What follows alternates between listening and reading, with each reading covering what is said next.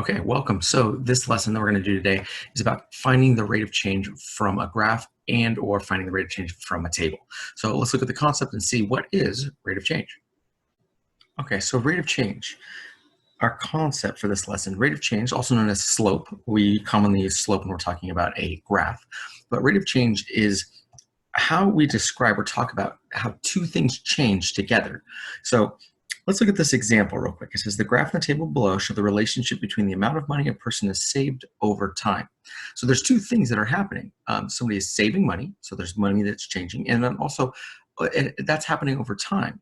So when I look at the graph, I see that I have time at the bottom of the graph, and I also see that I have dollars, money saved, on the y-axis of the graph. And so what's happening here is I see this blue line going across, and I would describe that as going up. It's increasing from left to right. And what I notice about that line is as I move up that line, two things have to change. One, the x value needs to change. So here you can see that it's at 2, and at the next point, you can see that it's at 4. So the x value has changed. Now, that's not the only thing that's changed. The other thing that's changed is the y value. So here, the y value was at 20, and then when I went to the next point, the y value is now at 30. So now I see that two things have to change in order for us to have a rate of change. Here, time or in days is changing, and also the amount of dollars is changing. Now, I can also see that in the table, because in the table, I have two columns, one for the x value, one for the y value. And here on the x value, I see that we are increasing as we go up. I'm going to say as we go up the table, even though it's going down. So I can see it's going 0, 1, 2, 3, 4. That is increasing. Now, as the time increases, what else is changing with it? Well, dollars are. And what's happening to the dollars? The dollar amount is also increasing. It's also going up. I mean, understand that's a little bit weird that I drew those arrows going down. Let me maybe show you this way, that what's happening here is the days are increasing, right? Plus 1, plus 1, plus 1. But that's not the only thing that's increasing. So for a rate of change for us to have a rate of change, two things must be changing at the same time. So on the y side of the table, I see that the dollar amount is increasing by $5 each time. And this is what we know as a constant rate of change. Constant meaning that it is consistent. There's a pattern here. 1, 1, 1, 1, 1, 5, 5, 5, 5, 5. That is a constant rate of change. So a rate of change is when we have two quantities, two things that we're counting, and they are changing together. All right, so that is what rate of change is. Now let's look at the skill. Now, when we need to calculate rate of change, the skill for doing that, we have a couple methods. One we call the slope formula, and that's what I'm going to show you here. And we also have another term that's called rise over run, which is commonly used for graphs. So I'm going to show you both for this graph, but really I'm going to focus on the slope formula. So step one, let's read the situation and identify the two quantities. What are the two things we're talking about? Carlos stepped onto an elevator. The graph and table below represent the descent of the elevator. How fast in feet per second did the elevator descend? Okay, well, first off, that word descend, if we're unfamiliar with descend means to go down, right? So if I'm descending, I'm going down usually in elevation, like I descend from the top of a mountain to the bottom of the mountain. Now in an elevator, descending means that we are moving down. We're going down to the bottom, the bottom floor. So now that I know that we are descending, what are the two things that are changing? Well, on the graph, I see that time in seconds is one of the quantities that's changing, and I see that in the table as well. Now, on the y-axis, the other axis of the table, graph of the number line is feet. So the feet is changing, and I see that in the y-axis or the y column of the table. So I'm going to go ahead and label this y. Here we can see y, x, and x. Well, now I know the two quantities. I'm comparing the time in the elevator versus its height. Step two, identify and or choose two ordered pairs. In order to calculate rate of change, what I need to be able to do is I have to see how does it change going from one point to the other. So look at this graph again from the last from the concept example.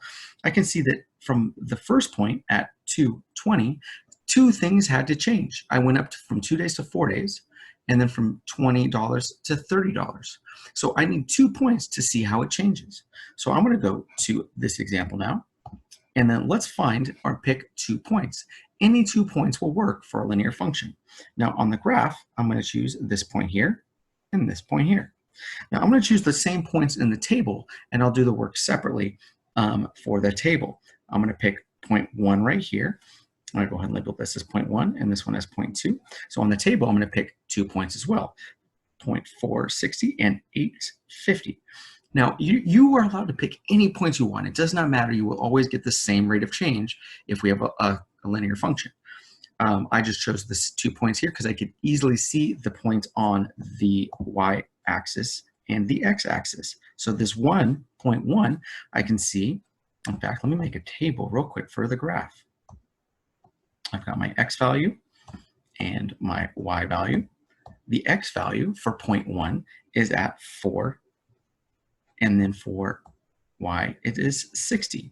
So if you are unsure how I found that, here's 60. That's where this point lines up here. And here is the 4 for the x value, lines up right there. Let's do that again for the second point, point 2. Point 2 I see is at 8 for x. And the y value for point 2 I can see is at 50. All right, now before I continue, notice what we see in the table here. The x value goes up from 4 to 8. So the seconds has increased, but the y value has gone down from 60 to 50. So if the height y is going down, okay, that makes sense. He's descending in the elevator, it's going down. Okay, so I should expect to have a negative slope because we are descending. Okay, let's go to step 3. Step 3 says, oh, I already did step 3. I'm sorry. Create a table of values for the graph. Here is my table of values. On the other example, I already have a table, so I don't need to create a table. I could just use the ones I'm given. All right, now let's go to step 4. Substitute the y values into the slope formula. Now, if you notice, I have the same points in both tables. I have 4 and 60 and 8 and 50. So I'm going to do one set of work that will represent both the table and the graph. I'm going to use now slope formula. Oh, we're running out of room here. Let's do it off to the side. Slope formula, which compares the y values, y2 minus y1. I have to put the y values in the numerator and the x values in the denominator. x2 minus x1. And now I have to subtract the 2 y values to see how does the y value change, and the 2 x values to see how does the x value change.